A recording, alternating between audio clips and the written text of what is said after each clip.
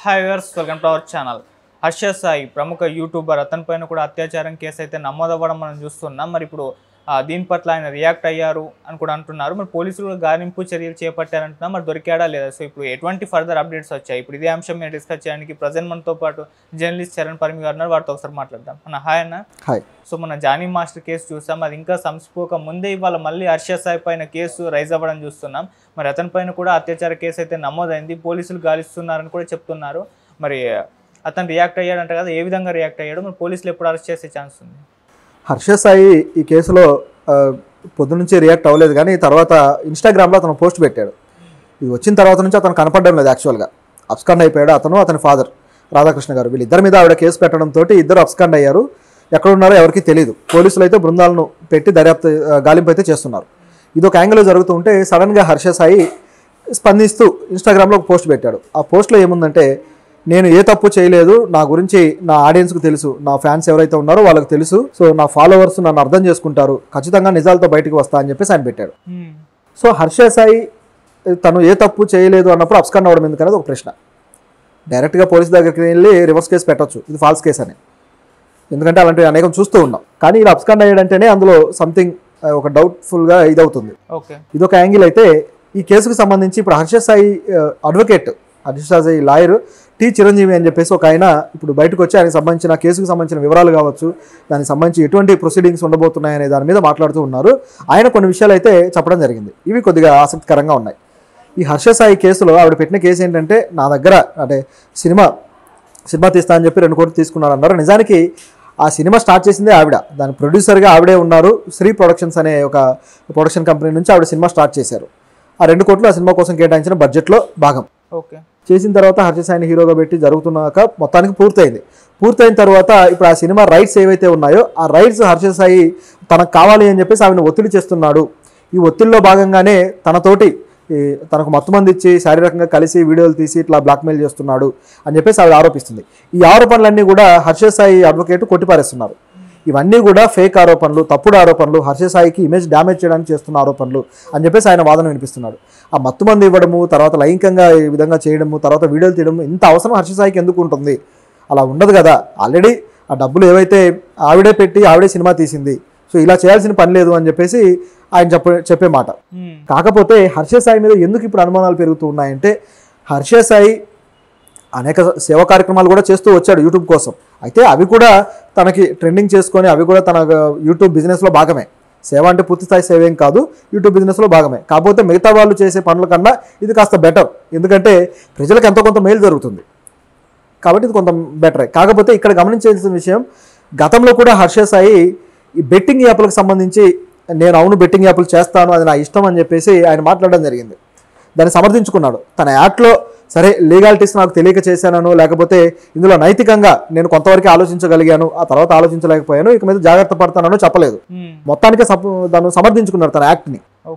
దాంతో ప్రజలకు కూడా చిరాకు వచ్చింది, హర్ష సాయి ఎందుకు ఈ విధంగా మాట్లాడుతున్నాడు, ఇక దీనివల్ల జరిగే నష్టం తెలీదా అని చెప్పి. కాకపోతే తను డబ్బుల కోసమే చేస్తున్నాడని తానే చెప్పుకున్నాడు క్లియర్గా. కాబట్టి ఇక్కడ కూడా డబ్బుల కోసం ఇటువంటి స్టెప్ తీసుకోవడానికి గ్యారంటీ ఏముందన్న డౌట్ అయితే ఉంది. ఆయనకు రైట్స్ రావడం వల్ల అత్యధిక ధరకు అమ్ముకునే అవకాశం ఉంటుంది ఆ ప్రోడక్ట్ని. సో ఆ యాంగిల్లో ఈయన ఆలోచించాడేమో అని. ఎందుకంటే నెట్ఫ్లిక్స్ తోటి దీన్ని అమ్మడం కోసం ఒప్పందం కూడా జరిగింది. సో నెట్ఫ్లిక్స్ దగ్గర ఎక్కువ డబ్బులు కోట్ చేసి దాన్ని అమ్ముకోవడానికి ఆయన వేరే స్కెచ్ ఏమన్నా ప్లాన్ చేసుకున్నాడా, దాంట్లో భాగంగా ఆ డబ్బులన్నీ తనకే చెందేలాగా ఒక రాజకీయం నడిపాడన్న డౌట్ అయితే ఉంది. సో అట్లా ఈ డౌట్ పెరిగింది. దీనికి అవకాశం కూడా చాలా వరకు ఉంది. ఎందుకంటే తీసిన బడ్జెట్ కన్నా కొంత హైప్ చూపించుకొని దాన్ని ఈ ఓటీటీ ప్లాట్ఫామ్స్కి అమ్ముకొని ఎక్కువ డబ్బులు చేసుకోవడం అనేది మామూలే, అదే బిజినెస్లో అది ఒక స్ట్రాటజీ. అయితే తను సొంతంగా డబ్బులు పెట్టి తీయడం వేరు, వేరే వాళ్ళు డబ్బులు పెట్టిన దాన్ని హైజాక్ చేసి కొట్టేసి అమ్ముకోవడం వేరు. అటువంటి ప్రయత్నం చేస్తున్నట్టుగా ఇక్కడ కనిపిస్తుంది. అయితే దీంట్లో ఈవిడ చేసిన ఈ లైంగిక ఆరోపణలు అనేది డిఫరెంట్. దీన్ని 2 విధాలుగా చూడాలి. ఒకటి ఆర్థికపరమైంది, రెండోది లైంగికపరమైంది. ఆర్థికపరమైంది, ఆవిడ 2 కోట్ల ప్రోడక్ట్కు సంబంధించి దాన్ని ఇతను సొంతం చేసుకొని కాపీరైట్స్ తీసుకొని అమ్ముకోవడం అనేది ఆవిడ 2 కోట్లకు లాస్ వస్తుంది. రెండోది అది ఆవిడ ప్రోడక్ట్, ఆవిడ సంస్థ నుంచి వచ్చిన ప్రోడక్ట్. ఇది ఒక రకమైన కేసు. అయితే లైంగిక ఆరోపణలు, ఆవిడ మీద లైంగికంగా ఇది చేసి తర్వాత దాన్ని వీడియోలు తీసి బ్లాక్మెయిల్ చేస్తున్నాడు అనేది మరొక ఆరోపణలు. ఈ 2 కొద్దిగా వేరువేరుగా చూడాలి. ఈ లైంగిక ఆరోపణలు అనేది ఆవిడ పెళ్లి చేసుకుంటానని నన్ను ఈ విధంగా వాడుకున్నాడని కూడా అంది. పెళ్లి చేసుకుంటానని చెప్పి చేశాడా, లేకపోతే మత్తుమంది ఇచ్చి చేశాడా, లేకపోతే దానికోసం అదే కేవలం లైంగికపరమైన ఫేవర్ కోసం చేశాడా, లేకపోతే కాపీ రైట్స్ని తీసుకోవడం కోసం ఈ విధంగా మత్తుమంది ఇచ్చి చేసి తర్వాత బ్లాక్మెయిల్ చేశాడా, వీటిల్లో ఏది నిజం అనేది తేలాలి. కాబట్టి ఇక్కడ కూడా జానీ మాస్టర్ ఇష్యూలో జరిగినట్టే ఏమైనా జరిగిందన్న అనుమానాలు అయితే వస్తాయి మనకి.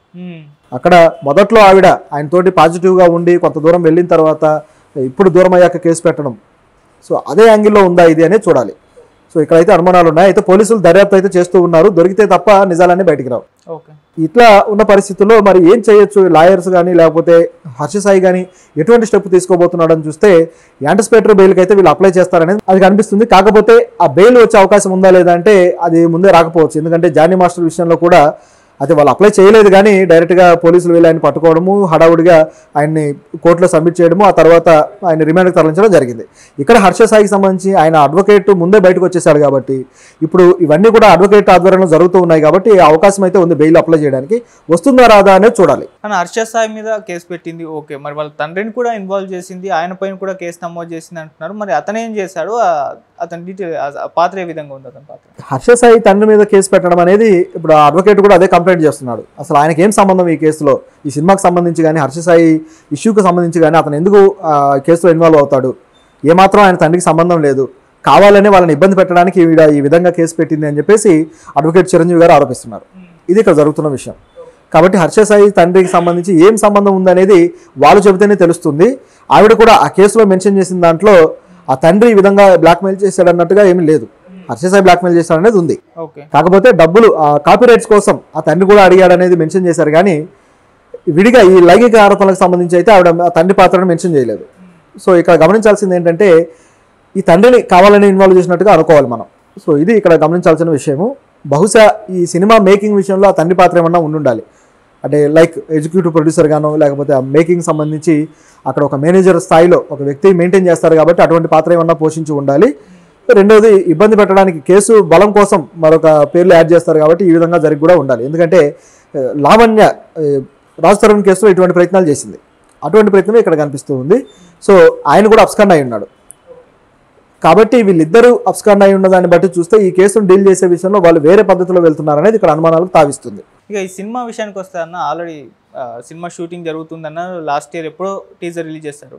ఇప్పుడు ప్రొడ్యూసర్కి యాక్టర్కి మధ్య గొడవ అయింది, మరి సినిమా ఉంటుందా లేదా అది కూడా ఒక నిర్మాణం కాకపోతే పెద్ద లాస్ అనుకో చెప్పుకోవచ్చు కదా. నిజానికి సినిమా పూర్తయింది, సినిమా కంప్లీట్ అయిపోయింది, ఇక దాన్ని టీజర్ రిలీజ్ చేయాలనే ఆలోచనలో ఉన్నారు వీళ్ళు. ఈ క్రమంలో టీజర్ రిలీజ్ చేయాలంటే ఏ ప్రొడక్షన్ నుంచి టీజర్ రావాలి, ఆ ఓటీటీకి సంబంధించి ఇవన్నీ అయిపోతే కానీ తీసుకురారు. ఏవైతే ఓటీటీ ఒప్పందాలు ఉంటాయో అవి కంప్లీట్ అయితే తప్ప తీసుకురారు. కాబట్టి ఈ ప్రాసెస్లోనే నెట్ఫ్లిక్స్తో చర్చల ప్రాసెస్లోనే హర్ష సాయి ఇటువంటిది చేసి ఉండాలి, ఈ బెదిరింపు కావచ్చు ఏదైనా కావచ్చు. సో దాంతో ఇది బయటకు వచ్చింది, సినిమా అయితే కంప్లీటెడ్. అయితే ఇది సర్దుమణి ఖచ్చితంగా బయటకు వచ్చే అవకాశాలు అయితే ఉన్నాయి ఈ సినిమా. ఎందుకంటే ఇది హర్ష సాయి కెరీర్కి ఎంతో అవసరం, అదేవిధంగా ఆవిడ పెట్టిన బడ్జెట్ ఏదైతే ఉందో దాన్ని వెనక్కి తీసుకోవడం కూడా అంతే అవసరం. కాబట్టి వీళ్ళు ఈ విషయంలో కాంప్రమైజ్ అయ్యే అవకాశాలు అయితే ఉన్నాయి, అంటే ఆ సినిమాకి సంబంధించిన విషయంలో. బహుశా హర్ష సాయి తన తప్పు నిరూపణ అయితే పోలీసులు ఖచ్చితంగా శిక్ష విధిస్తారు. అప్పుడు దీని నుంచి ఆ హక్కులు అనేవి పూర్తిగా ఆవిడకే ఉంటాయి కాబట్టి ఆవిడే దాన్ని ఒప్పందాలు